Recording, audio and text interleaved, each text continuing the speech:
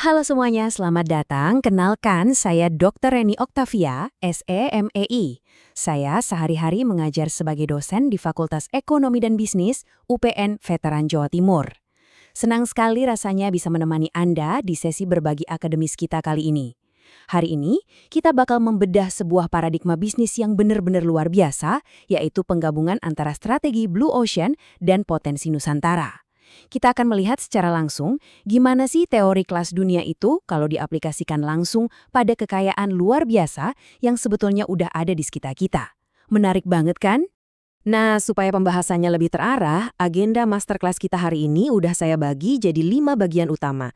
Kita akan mulai dari ngomongin evolusi kewirausahaan modern, terus lanjut ke paradigma Red versus Blue Ocean, habis itu kita bahas inovasi nilai pencipta pasar, disusul dengan ekonomi kreatif Nusantara, dan terakhir, kita akan lihat gimana kearifan lokal kita bisa bersaing secara global.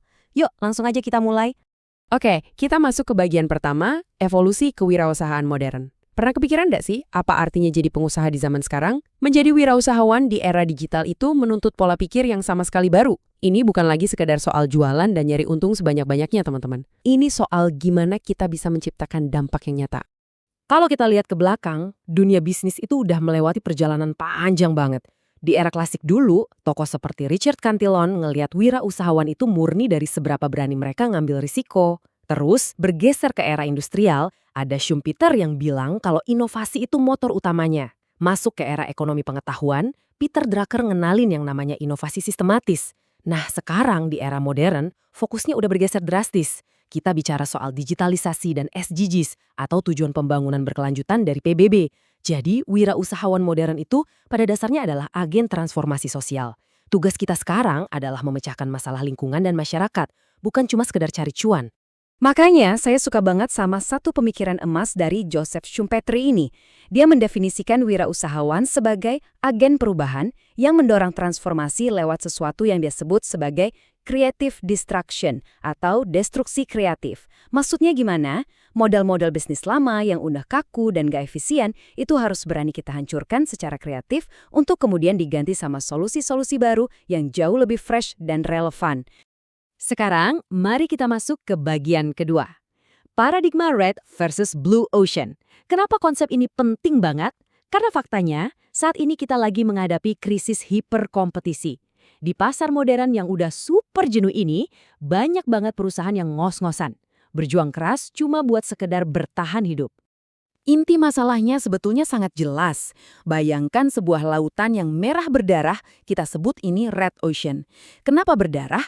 Karena perusahaan-perusahaan di sana saling sikut, saling bunuh lewat perang harga yang gila-gilaan, cuma buat rebutan potongan kue pasar yang itu-itu aja. Melelahkan banget kan? Nah, di sisi lain, Wei Chan Kim dan Rene Maubourgeon nawarin sesuatu yang luar biasa, Blue Ocean. Daripada repot-repot bersaing, kenapa nggak kita ciptakan ruang pasar yang benar-benar baru, ruang di mana pesaingnya itu belum ada. Di lautan biru ini, Anda bikin kompetisi jadi nggak relevan, karena Anda lah yang nyiptain permintaan barunya. Terus, mungkin Anda bertanya, gimana dong caranya kita melarikan diri dari Red Ocean secara praktis? Jawabannya ada di bagian ketiga ini. Inovasi nilai pencipta pasar. Inilah kunci rahasia buat keluar dari jebakan kompetisi. Apa sih sebenarnya inovasi nilai itu? Intinya gini, ini adalah upaya kita untuk mengejar diferensiasi dan biaya rendah secara berbarengan. Selama bertahun-tahun, ada mitos di dunia bisnis yang bilang kalau Anda tuh harus milih, mau jadi produk unik tapi mahal, atau mau jadi produk standar tapi murah. Nggak bisa dua-duanya. Nah, inovasi nilai ini ngehancurin mitos itu. Anda tuh ternyata bisa nekan biaya sekaligus naikin nilai unik dari produk Anda. Hasilnya akan terjadi lompatan nilai yang masif banget, baik buat pelanggan yang beli maupun buat perusahaan Anda sendiri. Untung dua-duanya kan? Supaya nggak cuma di awang-awang, ada alat praktisnya nih. Kita pakai kerangka kerja IRRC. Pertama, eliminate. Hapus fitur-fitur yang udah nggak relevan lagi buat konsumen zaman sekarang. Kedua, reduce. Kurangi biaya-biaya operasional yang nggak efisien. Ketiga, raise. Tingkatkan standar pengalaman pelanggan sampai jauh melampaui rata-rata industri. Dan terakhir, create. Ciptakan layanan atau nilai baru yang belum pernah ditawarin sebelumnya di pasar. Kalau Anda disiplin terapin 4 langkah ini, boom, Anda akan ngebuka permintaan yang sepenuhnya baru. Oke, teori globalnya udah dapat ya. Sekarang di bagian keempat, mari kita bawa konsep global tadi turun ke halaman rumah kita sendiri. Kita bicara soal ekonomi kreatif Nusantara, gimana kita ngebuka potensi lokal. Kita akan lihat gimana strategi Blue Ocean ini bisa banget diaplikasikan pada potensi Indonesia yang super kaya. Jujur aja, kita tuh punya aset strategis yang gak ada tandingannya di dunia. Kita punya kekayaan budaya, dari kesenian, kuliner, sampai tradisi yang turun-temurun. Kita juga punya sumber daya alam yang melimpah banget, kayak sektor pertanian dan potensi pariwisata yang indah-indah.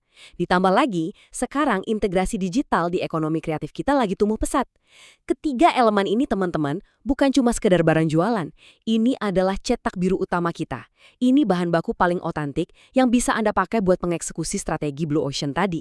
Nggak ada negara lain di dunia ini yang punya kombinasi persis kayak kita.